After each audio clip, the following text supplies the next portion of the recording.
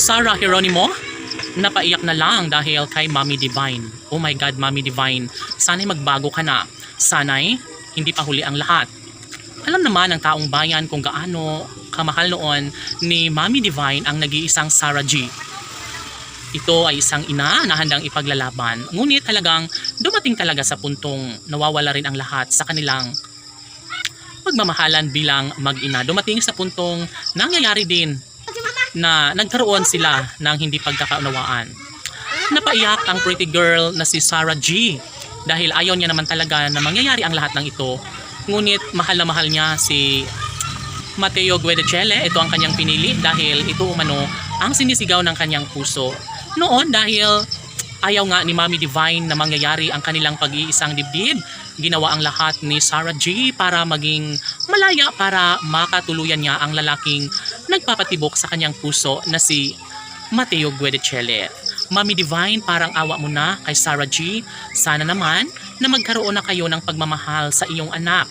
Alam ng taong bayan na hindi mo hahayaan na masasaktan na lang ang puso ng nag-iisang popstar na si Sarah Geronimo.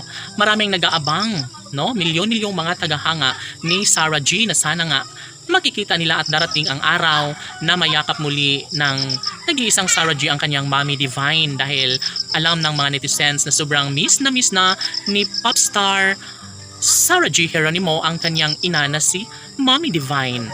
Mommy Divine, sana'y magbago na ang lahat dahil matagal na rin naman ang mga pangyayari.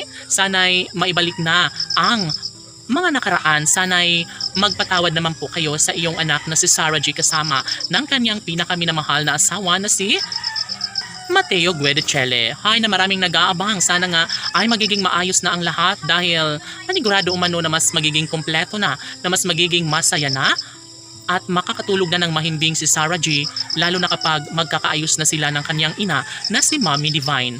Maraming nagkokomento ano pa nga ba ang kulang kung bakit hindi pa rin napapatawad ni Mommy Divine ang anak na si Sarah G. Gayong kung kayamanan man, kung pera man ang pag-uusapan, ay masasabi ng mga netizens na nandun na lahat kay Mommy Divine. Nagawa na ang lahat ni Sarah G upang ibigay ang lahat ng mga pangangailangan sa kanyang buong pamilya ni Sarah G. Yes, siguro nga naman ay panahon naman ni Sarah Geronimo ang tunay na lumigaya sa pag-ibig.